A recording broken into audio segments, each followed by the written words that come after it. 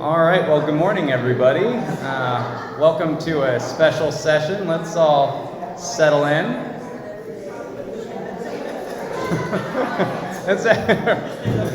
Yeah, right. Are we all ready to begin, maybe? Okay. Just because there's a bit of material to get through today. So this is a special session, obviously. I've got a lot of people in here that I don't normally have in my parenting class, so so it's good to see you all here. I'm very happy to present this special session to you. There's just a lot of conflicting information going on about Israel, Israel's enemies, their history, and all that stuff. And so I just felt like it was important to really address that with you guys. So that's what we're going to be doing today. I am not a scholar on Israel, so if I say something that's maybe inaccurate, feel free to let me know after class. But I did do some pretty intense research just to bring some of this stuff up. And it's also very difficult to sift through the propaganda. I will tell you that. And that's just why, like, if there's something that you say you've been to Israel and you know something that I said is factually false, then feel free to let me know in a gentle manner. Liar. All right, so before we get started, I just want these three questions to be on our mind throughout the presentation. So the first question is, what is the goal of Israel's enemies? Are they looking to just get some more land? Do they, is there something maybe more malicious than that they want? But just kind of think about this as we're going through the presentation. Also, in addition to their goal, what's their intended means to achieve the goal, right? Are they willing to negotiate? Is that something that they regularly try to do? Is it military action? Is it something worse than military action? So yeah, just kind of, again, think of that too, because that should factor in to this last one, right? So if they were to achieve their goal, would the world be a safer place? Because if they're willing to do something truly evil, I don't think this is something that we should even want to support, even if their goal was somewhat justified in some way. So let's kind of just move into, well, before we get into the myths first, I want to just establish this kind of chronology of the history of Israel. This is really just an ancient chronology of it, and again, I'm not hitting every single point. So for those of you Old Testament people that know every historical fact about ancient Israel, I'm just going through the big shifts here. So around 1300 BC, and that's like an approximation. Some date it to more around 1400 BC, which was when the Hebrews entered the land of Israel, right? So that was when Joshua conquered Canaan, the conquest of Canaan. That was what was going on during that time. And then they remained as a tribal confederation all the way up until Saul, which is around 1040 BC. And then after Saul's reign, then it was David, and David expands the kingdom. So that picture that you see there is David's kingdom. So that red line is everything. So, Israel today is, approximately that. So I don't know if what you guys can see, if you can see my pointer, but it's smaller than David's kingdom. And so it remained that way all the way up until 931 BC, which is when Israel split into two, right? So Israel became the northern kingdom and Judah became the southern kingdom. And then it remained that way for about 200 years. Okay, so 722 BC, Israel's conquered by the Assyrians. That's the northern kingdom. So the northern kingdom's conquered by the Assyrians. And so they're no longer their own sovereign. They're no longer their own kingdom anymore. And then for about another 150 years, Judah remained its own sovereign, its own kingdom. But then in 586 BC, there's the deportation to Babylon, right? And that's the end of Judah. And it's really, for all intents and purposes, the end of the Israeli kingdom at that time. So they do come back from exile in 538 BC, and they have varying levels of autonomy between 538 and 135. Different empires, taking them over, the Persian Empire, then the Greek Empire, then the Roman Empire, and then finally in 135 AD they are expelled from the area for the most part. Now something to note is that Jews have always been in this area. They've never not been there to some degree, but there was a major revolt that happened in 135 AD, and the Romans quashed them. And I'm sure many of you know about the destruction of the temple in 70 AD, so that happened before that. So that was a bit before that, but 135 was when they were essentially driven out of the homeland. So I just wanted to establish that brief history to address this question, okay, which was that Palestine was always an Arab country. So as you can see from the history, the area people call Palestine, well actually now it's called the country of Israel, was the country, the kingdom of Israel, from about 1040 BC to 586 BC, where it was an actual sovereign. It was its own country. So this is factually false for that reason. Also, the Jews have always lived in Palestine. So as I said, even when they were driven out in 135 AD, there's never been a complete absence of Jews in this area. Also, no independent Arab state has ever existed in this area, right? So it's always been other kingdoms, whether it's been Persians, which you might define as Arab. That's actually an important point, right? So if someone comes up to you and says something like this, there's two things that you're going to want to know. First is what do they mean by always? Okay, when they say they were always an Arab country, do you mean for a long time, or do you mean since the beginning of time? And then secondly, you want to define what is Arab. And this is a very loose term. It's got a lot of wiggle room in it. Some people say, well, it's basically just a Muslim. Some people will say it's a Muslim who speaks Arabic. Some people will say it's someone from the Middle East, right? In which actually, and by that definition, even the Israelis fit under that definition. So you want to define that, but really there's no way to look at this where it was always an Arab country, because even if it was just defined as being the Middle Eastern countries, that's wrong, because geographically it was Jewish back in ancient Israel's time. And if we're talking about Islam, well, there's that bottom point. So the area did not become, well, actually, Islam didn't exist until the 7th century AD, which is over 1,000 years after Israel was dispersed, right? So after the kingdom was conquered. So there's just many reasons as to why that is not an accurate statement. Any questions on that? Pretty good? Okay. So another myth is that the Jews have no claim to the land that they call Israel. This kind of goes hand in hand with the previous myth. And this is basically the Jewish claim as to why they can call it their land. And it's based on 4 premises. The first one is that they settled and developed the land, right? So the thriving nation that is the country of Israel today is due strictly to their ability to cultivate it and turn it into this flourishing democracy. So and I think that is a hallmark of if it's no longer this arid country that doesn't have farmland, and it's relatively peaceful with the exception of all the terrorism going on there, which is not being perpetrated by the people of Israel largely, or not at all. They're not terrorists. They're almost in every case they're responding to terrorism.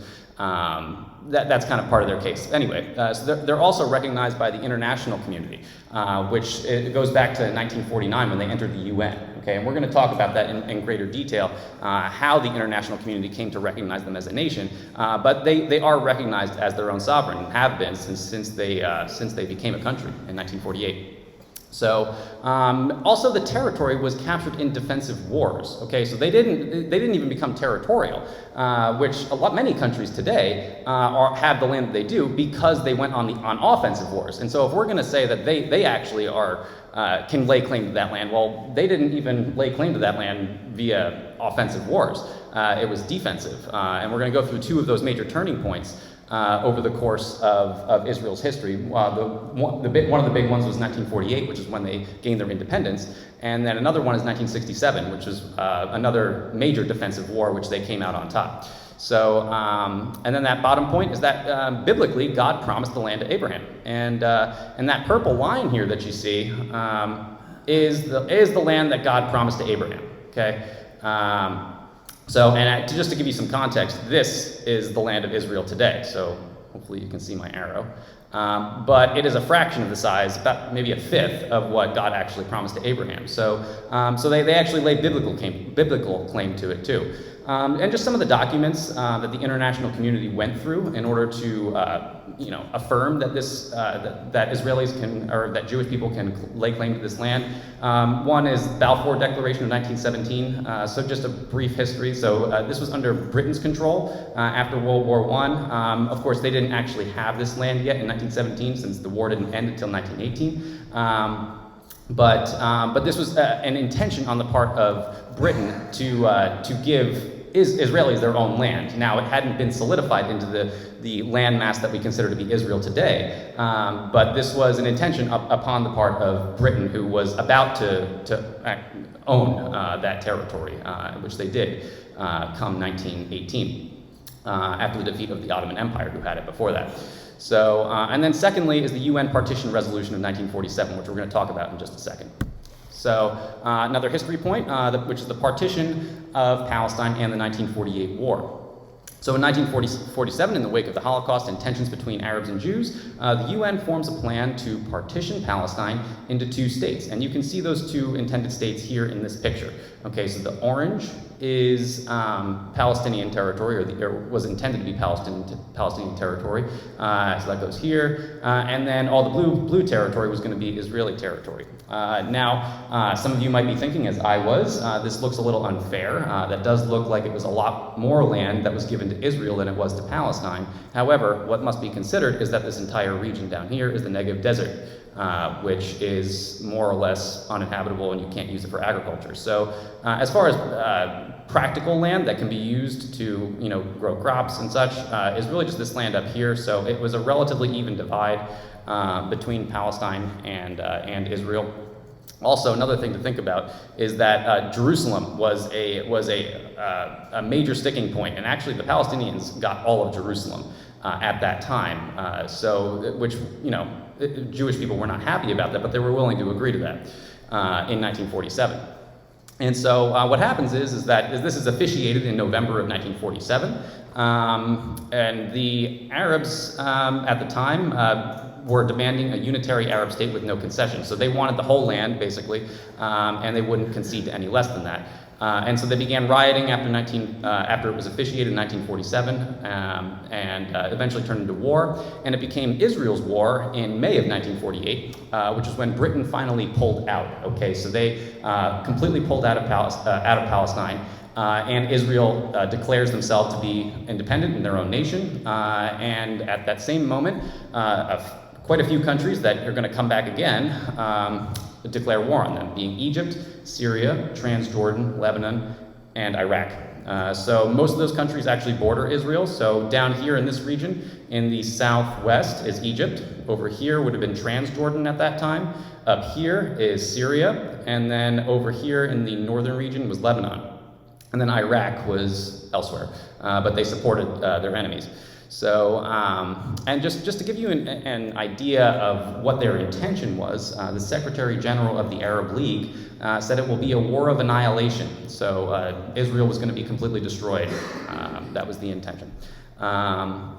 And just another little fact to know, Palestine never regains their territory, okay? So this territory over here, which is the West Bank, okay, so this big orange blob here, that's the West Bank, that goes to Jordan over here, Transjordan. Down here goes to Egypt. So this orange territory goes to Egypt, and I'm assuming that went to Lebanon. I actually don't know that, but I know that the Palestinians didn't actually retain their territory at that time. Of course, they are Arab, and they should have been easily, any refugees from this war should have been able to go into Jordan, Egypt, Syria, and whatnot. Although I know that a lot of them weren't allowed in for one reason or another. And of course, Israelis didn't want to take them in because of the threat that they would have posed, because they were just in war with them. So, and then finally in 1948 or 1949, the war completely ends with armistice. So just some history just to kind of cover some of these other myths. So the first myth is that the Jews did not intend to live peacefully with the Arabs. So I have a kind of like a short version of Israel's proclamation of independence up in that top point. I have the full one over here. So this is what their proclamation of independence was. So it's: in the midst of wanton aggression, we call upon the Arab inhabitants of the state of Israel to preserve the ways of peace and play their part in the development of the state on the basis of full and equal citizenship and due representation in all its bodies and institutions. So when we break that down, what they're saying here is that they're inviting Arabs to preserve peace, right? So, which is saying that they don't want aggression, and to play their part in the development of the land. So they actually want them to contribute in this effort to cultivate the land and make it into the flourishing nation that they were hoping it would turn into, which is what it did. on the basis of full and equal citizenship and due representation. So they weren't going to have, it's not like Arabs were going to have lesser rights than the Israelis. They were and do to this day. About 20% of Israel's population is Palestinian within Israel proper. So Arabs do have equal representation in the government, and they enjoy the same rights that Israelis do in Israel proper. Now, of course, it's a little different when you're living in the Gaza Strip. Well, Gaza Strip doesn't belong to Israel anymore, but the West Bank does. And so any Arabs in those areas, we're going to get to, so I know if you don't know what I'm talking about with the West Bank and all that, they don't enjoy the same rights because of the terrorism going on in those areas, so which we'll talk about in just a minute. Another one is that the Arabs were never offered a state before 1948. This is factually false as well. As I said, in 1947, they had that UN partition plan, right? So where they were going to give the Arabs the West Bank, that area down in the southwestern. Actually, let's just kind of go through that. Okay, so down here, this is the Gaza Strip. Down here, West Bank. That's pretty much all you have to know for now. Which is what they offered them, and that plus that northern region up there, up at the top. So they had all that, which they denied because they wanted a completely unitary Arab state. They didn't want Israel to have their own land. And then also in 1937, they also made a actually much more generous offer. It was they were offering the Arabs 80% of Palestine, with 15% going to the Jews. And the common theme between both of them is that they didn't want to accept either one because it forced them to recognize a Jewish state, which they refused to do. They would not recognize the Jews as having their own land. Okay. Finally, we have Israel expels, another myth is that Israel expelled 1 million Palestinians. So this is an inflated number, no matter what way you cut it. But something that I just want to address right off the bat is that when people say that they expelled 1 million Palestinians, you want to define at what point, like, what are you talking about?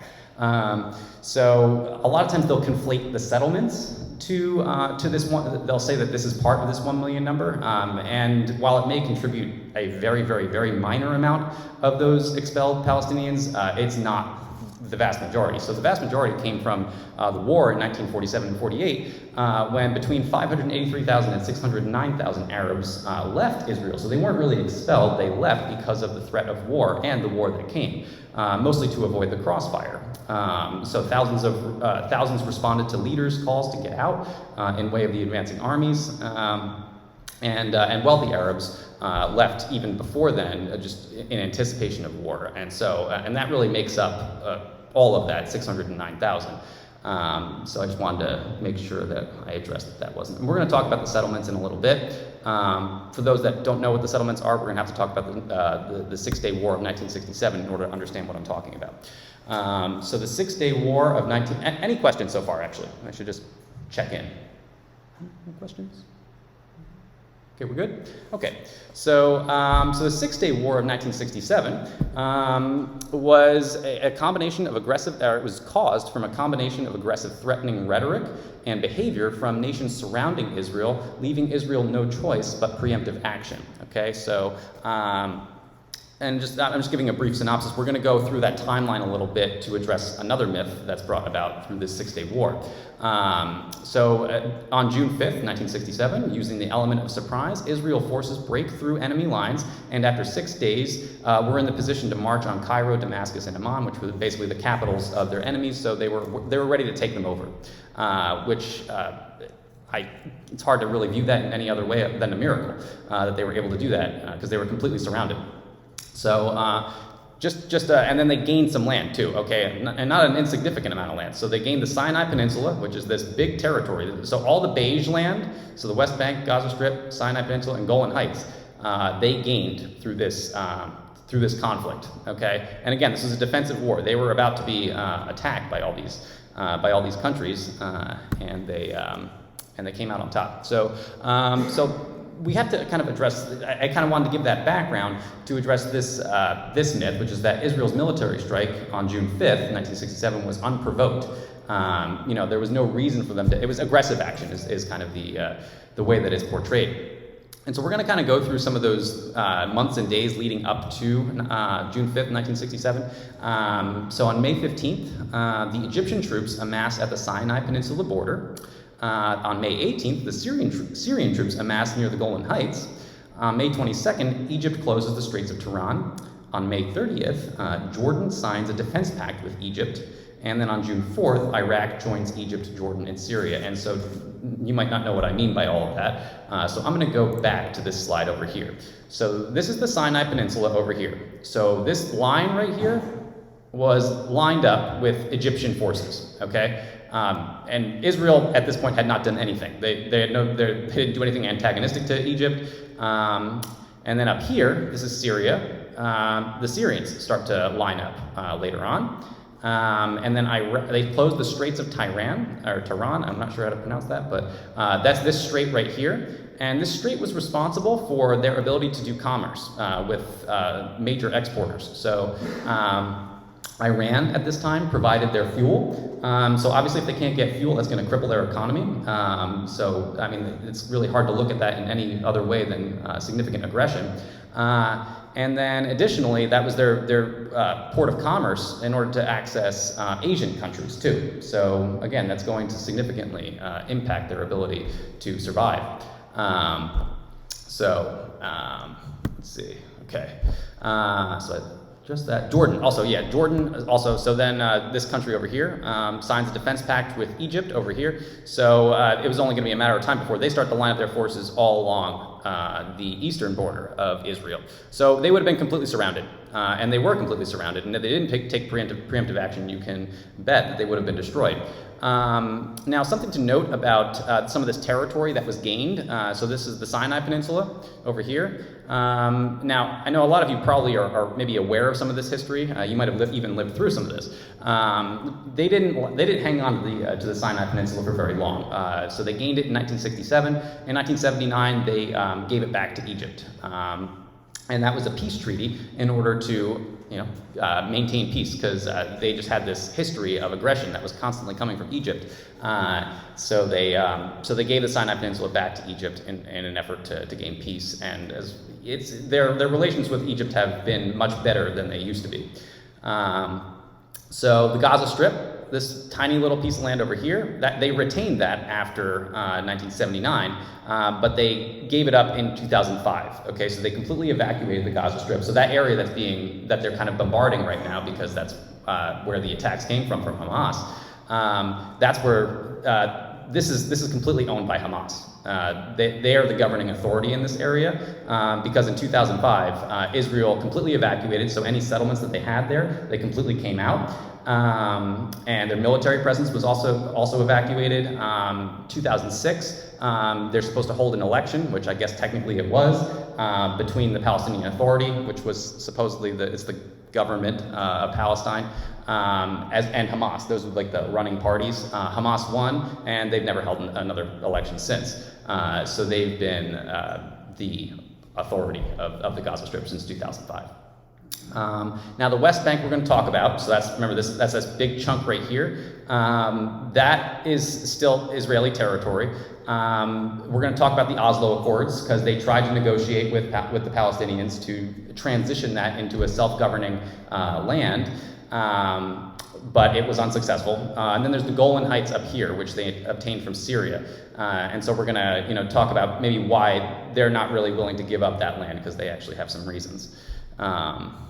Like I said, if you have any questions, feel free. Oh, and just one more point about this slide. At the time of the Six-Day War, this is what the president, this is some of the rhetoric that was being thrown around. So the president of Egypt was saying this: we will not accept any coexistence with Israel. So they were not recognizing Israel. They disagreed that it had a right to exist. May 30th, they said this: the armies of Egypt, Jordan, Syria, and Lebanon are poised at the borders of Israel. Today, we know that the Arabs are arranged for battle. So that's a direct threat. They're saying that we're about to engage in battle.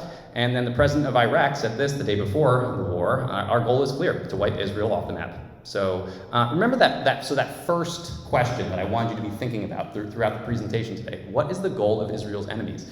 Well, this is the goal, and it hasn't changed. Okay, so this goes up until now. I know that at this point we're in 1967 still, but we're going to start talking about some of these terrorist groups that are waging acts of terrorism against them, and they are saying similar, if not worse, things than they were saying back then, to completely destroy and annihilate Israel. So let's talk about the Golan Heights for a second. So that's that little piece of territory up in the northern region that I kind of said that Israel was not willing to give up, at least not right now. And the reason is because it's a strategic high ground, and it's an early warning system for Israel. So there are some insurgent groups that exist in Syria. The biggest one is ISIS, but Hezbollah is not far away either. That's in Lebanon. So the Golan Heights kind of is an early warning system to know if they're about to be attacked by these terrorist groups. And they've expressed to Syria that they're willing to negotiate, some of the land back if they have a stable, peaceful government, but that's never been achieved, and they've always just said they want the land back and they're not willing to offer any concessions. So, and they certainly don't have a stable government there. So Israel's not willing to give that territory back at this time. So let's just talk about the Jewish settlements. You can really get in the weeds with Jewish settlements depending on how you're conceptualizing them. Some people consider them to be illegal. The thing is, and this is just my issue with this whole settlement debate, is so settlements are Israel moving into these territories that they obtained through the 1967 war. So those territories would have been the Gaza Strip, right? They would have been the West Bank. And they would have been the Golan Heights. So just to make sure we're all on the same page, this area down here, this area over here, West Bank, and this area up here. Those are the areas that Israel is essentially allowing its own people to settle into because they obtained it through the war, which was defensive at that. But there are some people in the international community which disagree with that. They say that it's provocative. That's what's inciting the terrorism, is this effort on their part to settle in this land. But the thing is that so these people in the international community are not exactly neutral. I didn't know this until relatively recently, but the UN actually has a lot of 56 countries that are part of the Organization of Islamic Cooperation, which includes countries like Syria, Iran, Iraq, Palestine, Lebanon, Egypt, Jordan, basically all of Israel's enemies. And so they're, of course, vying to say that the settlements are illegal, nor do they agree that Israel has its right to exist. So you're going to have voices in the international community that are going to say that sort of thing. Our presidents there's never been a consensus in that. Jimmy Carter said that they were illegal. George Bush and Ronald Reagan said that they weren't, so you can probably see a little divide there.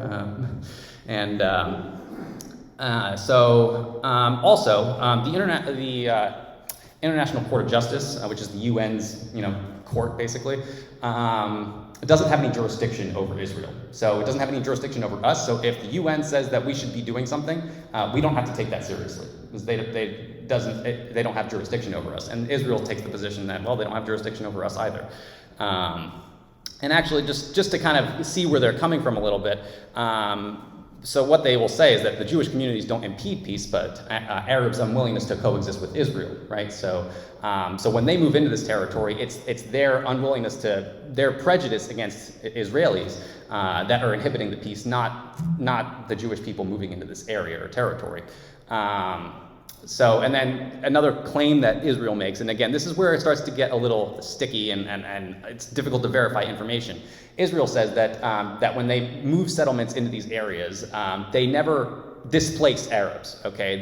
They move into uninhabited territories, or they'll move alongside of them, but they won't go and just bulldoze over Arab land. I've heard from some people that have been to Israel that that's not the case, that there have been instances where they have actually displaced Palestinians. And kind of just their logic, and so you can agree with it or not, is that it actually could serve as an impetus for peace, because if they start to move into these territories, it's forcing Palestinians to negotiate, because the more that Israel moves in, the less that they're going to get if they negotiate later. And so it kind of pushes them towards negotiations instead of terrorism. That hasn't happened yet, but that's their logic. Personally, they won this territory in 1967, so I kind of think it's theirs, and they can do with it as they please. Of course, there's always politics, and you're going to want to, if you have a people in there that is highly, resistant towards settlements, you don't want to disturb that too much, but that's just my personal opinion. So I want to talk about the Oslo Accords a little bit. How much time we got? Got a little bit of time. So the Oslo Accords was when they tried to negotiate peace with the Palestinians in the 1990s, which the intention was to get the West Bank, so remember that blob of land right in the middle of Israel that was supposed to be Palestinian based on the 1947 agreement. The intention was to actually transition that into self-governance with the Palestinians, where they would have their own government there. Israel would completely pull out, no military presence, and with the goal of having a peaceful coexistence between Palestine and Israel. And so there was this 5-year period that this would happen over. And the goal over these 5 years, just very briefly, was that they would establish a government. And that government was established. It's called, at that time, it was called the Palestinian National Authority. And then it's now known as the Palestinian Authority. But this never really came to full fruition. So between that time, the PA or the PNA gains autonomy over a few cities. So they gained Gaza, Jericho, and Hebron. And also at this time, Israel is split up into 3 different territories. So there's Area A, which was strictly Palestinian. There's Area B, which was joint Palestinian and Israeli. And then there's Area C, which was purely Palestinian. Now, what was I going to say? But it never fully transitioned. So 2000 comes around when they're supposed to make some agreements based on the more contentious issues between Palestine and Israel, which was Jerusalem. So who was going to get Jerusalem? How much of Jerusalem were they going to get? Final borders. So what were going to be the borders of the West Bank? So that would be completely Palestinian. The return of the Palestinian refugees. So there were a lot of refugees that had never gotten to return back to Palestine during the various wars in between Israel and Palestine. And so they were going to talk about how we can get some of these Palestinian refugees back. And then finally the Jewish settlements in Gaza and West Bank. So this was brokered by Norway, which is why it's called the Oslo Accords, as well as the United States. So you can see in this picture we have Bill Clinton. This is Yitzhak Rabin, who is the Prime Minister of Israel back in the mid and early 1990s. And this is Yasser Arafat on the right, representing the PLO, the Palestinian Liberation Organization. Rabin actually got assassinated because he was attempting to make these peace agreements. He was actually assassinated by his own people. So Israel very much was, a lot of people in Israel were very much in disagreement that they should be giving any land to the Palestinians because they were, a lot of them were committing acts of terror against them, and they considered this their land. So they were against this. Obviously, Palestinians were unhappy just because they didn't want to recognize Israel. So there was tension on both sides. There were, 1994, there was a Jewish extremist opens fire on Muslim worshippers. 1995 is when Yitzhak Rabin's assassinated. And then starting in 1995, Hamas becomes very active with suicide bombings. So this peace never really got established in the area. Regardless, in the year 2000, Bill Clinton meets with Ehud Barak, who was the Prime Minister of Israel at that time, as well as Yasser Arafat, to try to solidify these agreements. In short, they never came to an agreement. Bill Clinton blamed it on Yasser Arafat, saying that he didn't, every time that Barak would make an offer, he would deny it, or Arafat would say no, and then he would never make a counteroffer. By Clinton's own account, he said it was because Palestine would not agree to anything. Yasser Arafat, shortly after this is in the summer of 2000, he starts the Al-Aqsa Intifada, which is a wave of violence of Palestine against Israel. And then finally in December of 2000, in a last-ditch effort to establish peace, this was the offer that was made from Israel to Palestine. They were going to offer them 97% of the West Bank, so that's almost all of the West Bank. 100% of Gaza, so the Gaza Strip would have gone completely to them. They were going to dismantle 63 Israeli settlements, and then $30 billion would have been contributed to help Palestinian refugees return to Palestine. They would also increase the size of the Gaza Strip by a third in order to account for that 3% that Israel was going to keep on to with the West Bank. So, At first, Arafat was agreeable to it, but he eventually denied it, and the violence has never really ceased on the part of the various terrorist groups, particularly Hamas, that's over there. I'm trying to see if there's anything else I want to say about that. Really, the effort, the whole point of me going through the Oslo Accords is to show that they went through pretty significant efforts to try to transition that into a self-governing area with the West Bank, which was ultimately denied by the leaders of Palestine at that time. And so when people say that there's never been any effort to make them their own independent nation, that's, again, it's a lie. So let's just talk about Israel's enemies a little bit. So we have Hamas. So a myth that's brought up is that Hamas simply bombards Israel to end the occupation. Again, definition of terms. What do they mean by occupation? So, because if we're just thinking of occupation as in, well, they're occupying Gaza, well, they pulled out of Gaza in 2005, and that's where Hamas is. So there's no occupation going on in Gaza anymore. They completely have control of that land, and they use it exclusively for terrorism. They have since 2006. So just to give you an idea of where Hamas's head is at, and this is what they said in 2012, there will be no concession on any inch of land. We will never recognize the legitimacy of the Israeli occupation. And again, what do they mean by occupation? What they mean by occupation is Israel's presence at all. Like, this is not their presence in Gaza or the West Bank. It's all of Israel they're talking about. They consider it to be occupied by them, and they want it back, basically. Which again, we're back to question one. Was it theirs to begin with? So yeah, this theme has never stopped. Whether it's 1948, whether it's 1967, or whether it's 2012, the goal is to destroy Israel entirely. So let's talk about the blockade a little bit.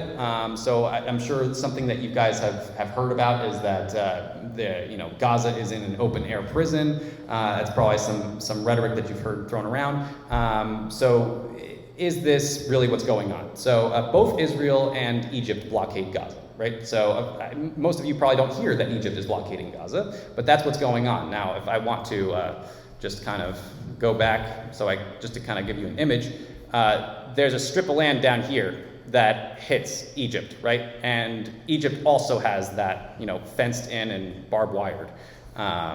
So this is not only Israel that's blockading this area. And if we're looking at the logic behind blockading the area, it's really quite obvious. It's intended to prevent Hamas from obtaining weapons from Iran to fire at Israel. I don't think that's hard to understand, especially in light of what's happened in recent weeks. That's their goal, is to fire rockets at Israel and use Gaza as their base for that. Egypt also destroys smuggling tunnels to prevent extremists and contraband from threatening Egypt's stability. Okay, so it's not only Israel that's at risk by the presence of Hamas. They have various kinds of weaponry going on under these smuggling tunnels, as well as drugs. So, I think most of us are aware of the fentanyl problem in our country, and you can imagine there's similar issues going on with these illegal groups in the Gaza Strip. And so Egypt blockades it to protect themselves, basically. And of course, the blockade would end if Hamas agreed to peace, which they're unwilling to do. So now, kind of like a similar myth is that the blockade is collective punishment. Really, suspension of trade relations is not a collective punishment. Also, what needs to be considered is that the people within the Gaza Strip elected Hamas as their government. So a lot of them are complicit. We're going to go through exactly the percentage of the Gaza Strip that is in support of Hamas's terrorist activities, because it's not insignificant. But regardless, Israel actually goes kind of above and beyond to help the people of Gaza, not Hamas, but they're really only required to allow the passage of food, clothing, and medicine to children under 15. So they don't even have to allow for the passage of food for people over the age of 16. And what I mean by allowing the passage of food, I don't mean giving them food, clothing, and medicine. That's not what they're required to do by the international community. They only have to allow for other countries to bring it in, and they just have to allow it to pass. Now, of course, Israel goes much further than that. They actually provided all of that stuff to them up until October 7th, which they aren't doing right now because it's under siege and they were violently attacked in the most inhumane way imaginable. So I'm trying to think if there's anything else in here that I want to go over. Yeah, I think we're good there. Any questions so far? I've covered a lot of stuff since the last time I said that. Good. Okay. Another myth is that Hezbollah and Hamas are freedom fighters. This is exactly what they said after 9/11. So the Arab states said that violent groups towards Americans should not be targeted because they are freedom fighters. Now, to us, this sounds very odd because our concept of freedom is very different than theirs. Their concept of freedom is derived from jihad. Okay, so jihad is something that's founded in their holy scriptures, the Islamic holy scriptures, which is more or less a command. At least this is the way it's interpreted by their extremists, for Muslims to fight for the values of Islam or Allah. Okay, so now people will say, well, that's not really what's intended by that passage. They're only meant to kind of almost like witnessing, to fight for the morality of Allah. That doesn't. It's not necessarily not using violence necessarily, but that's not how the extremists interpret it, and that's what's in question. Okay, because these are the people that are perpetrating these acts of barbarism. So the idea, though, is when they say that they're fighting for Islam, they see anyone that represents something different than that. Okay, so Western democratic values, for example, where we believe in freedom of speech, freedom of worship, free elections, due process, all these kinds of things that are hallmarks of freedom to us, they view as oppression, because it's oppression against their values, which really only promote Islamic values. Okay, so freedom of worship there's no room for that. And then same thing with even freedom of speech. They don't want people saying whatever they want to say. It's only the things that these theocratic elite are allowing them to say. That's all they want them to say.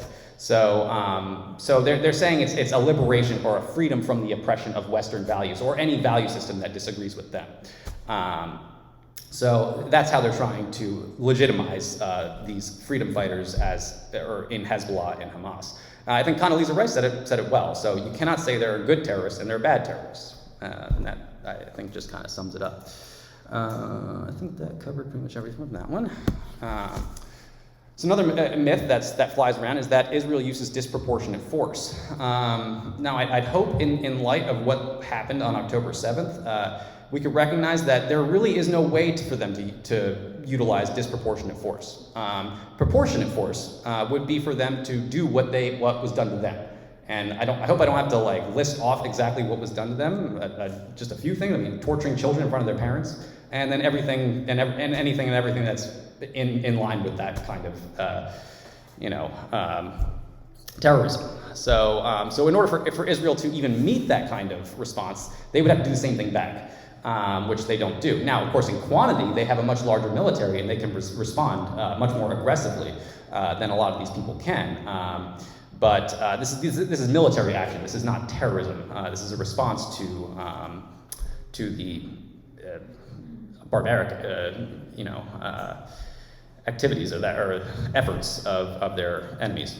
So the simple truth. So some of you might know this, but the efforts that they do to minimize civilian casualties is significant. So they drop warning leaflets. They make phone calls to the civilians within the Gaza Strip and West Bank if they know they're going to be attacking those areas, and they use non-lethal fire to reduce casualties. So they'll have knock rockets. So if they're going to bomb, say, a mosque, for example, they're going to have a rocket blow up right over the mosque, which warns everyone to get out of the mosque. Including Hamas at that, so their enemies also get away. But if they know it's a base, then they're going to destroy it. And that's another major point, is that Hamas uses civilian areas in order to protect themselves and to force Israel to target civilians. So they make mosques, hospitals, ambulances, schools into their bases.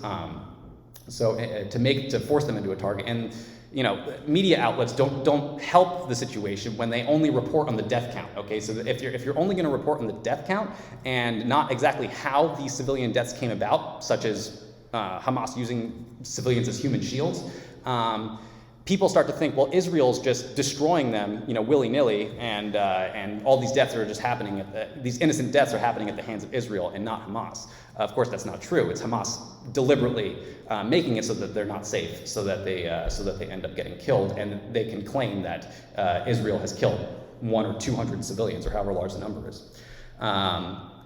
So they're kind of incentivized to kill their own people when numbers are falsely accounted for. All right, I have a little bit of time. So last myth, or one of the last myths, is that Israel is an apartheid state. This might be another one that you've heard before. We kind of have to define what apartheid is to really know what that means. So some of you are probably, if you're familiar with history, especially world history, you might know what that is. But it was a system of institutionalized racial segregation in South Africa that was dominated by the nation's dominant white minority race in that area. So black citizens couldn't vote. They weren't citizens of the country in which they were formed, in which they formed the majority of the population. So the laws dictated where they could live, work, and travel, and any black citizens who protested were killed. Okay, so that was what was going on in South Africa at the time. That's what apartheid is. That is not what's going on in Israel. Like I said, Arabs enjoy the same rights. They enjoy the same representation in their government. So you can't say that that it's an apartheid state. Now, what you can say is that there's a difference in between the West Bank and what would have been the Gaza Strip before they pulled out. Of course, their rights have to be curtailed because there's illegal terrorist activity going on in those areas. So naturally, they're not going to be able to engage in the same liberties that the people in Israel proper are going to be able to do because they're committing illegal activities. In the same way, prisoners in our area, in our country, don't enjoy the same liberties and rights that we do because they're committing criminal acts. So, which is essentially what's going on in the West Bank. Now, not everyone in the West Bank is a criminal necessarily, but a lot of the people are. And it's very difficult for Israel to define. Okay, well, who's on Hamas's side, who's on the Palestinian Authority side, and who's not. And so the easiest way for them to kind of ensure the safety of their own people is to have military presence in these areas and blockade them. So, and then just to kind of show, what the ideological makeup is of Palestinians, I kind of wanted to show these three polls. So, 2016 poll showed that 60% of Palestinians support attacks against Israeli civilians. So that's a majority of Palestinians supporting acts of terrorism against civilians. This is not against the Israeli government. This isn't against the Israeli military. This is against their civilians, which is why you're seeing so much support for October 7th amongst so many. I mean, you've probably seen some of these rallies going on for Palestine in some parts of the world. It's not an insignificant number of people that are in support of this. Also, a Pew survey showed that 62% of Palestinian Muslims said that suicide bombings are justified to defend Islam. Now, remember, defending Islam is conceptualized in terms of jihad, right? So they're defending Islam against the oppression of Western values. So that's what they mean by that. Also, in 2021, 54% of Palestinians support violent uprisings. So all kind of saying the same thing. And those numbers are the same for like the West Bank and Gaza Strip. They're a little bit higher, actually. It's 60% and 64% that feel this way. Now, at the same time, that's also saying that approximately 40% of Palestinians in these areas don't want this, right? I see that. I think that's tragic that a lot of these people are in these areas that don't want these acts of terrorism being brought against Israel. But it's just an unfortunate reality of war. They're under Hamas's government, and there's not much they can do about that, especially since they were elected in. So it's just a very unfortunate reality. Also, just the PNA or the Palestinian Authority, they're not exactly white knights. So some people will say that they prevent terrorism. This is the government within the West Bank. Okay, so there is a kind of a pseudo-government that controls. Remember how the West Bank is split into those three territories? So there's Area A, which is Palestinian, and Area B, which is Palestinian and Israeli. So the PNA is kind of that governing body of Palestinians. And they regularly indoctrinate students into a belief of martyrdom and hatred of Israel. They name schools, streets, sporting events, and summer camps after terrorists. And they actually give terrorists monthly stipends. They recently donated $193 million to prisoners and released terrorists. So that was in 2021.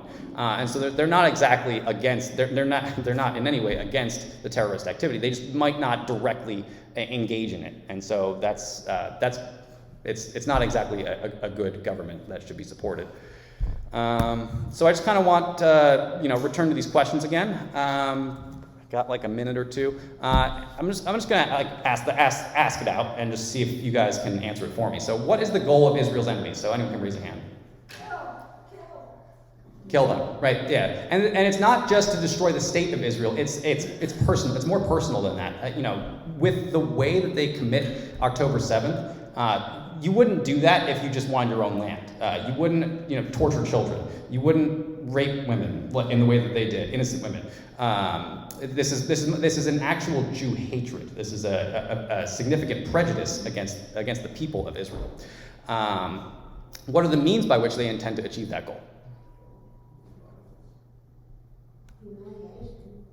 Humiliation. What kind of tactics do they use? Yeah, it's terrible what they're doing. I won't go into all of them, but there's really no limit to what they're willing to do in order to destroy Israel. And then finally, if they were to achieve their goal, would the world be a safer place? No. Because jihad is not limited to Israel. Right? This is not a phenomenon that's only against Israel. It's against anyone that has values that are different than them. And so if they say conquered Israel, God forbid, that would put initially the democracies closest to Israel at significant risk, which would then probably spill over into countries more further away, like us. So we want to try to restrain their ability to spread as much as possible and oppose them as much as we can.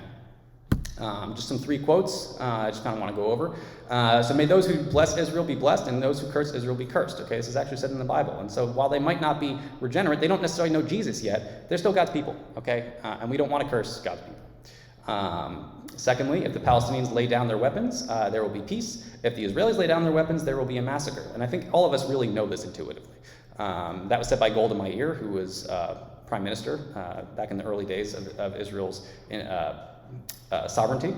I think we all know that if the Iron Dome came down, if they were no longer able to defend themselves, all these insurgent nations, these insurgent groups would just annihilate them as quickly as humanly possible. And then my last point is that while we must love and pray for our enemies, we must also recognize our enemies when we see them, okay? Because Jesus does tell us to love and pray for our enemies, but we still need to know an enemy when we see one, okay? Out of our own self-preservation and the self-preservation of those that are dependent on us, right?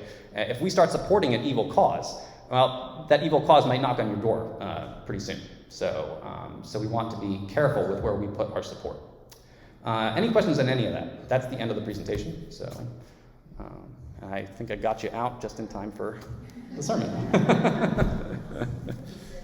But thank you all for coming, and hope you got something out of that.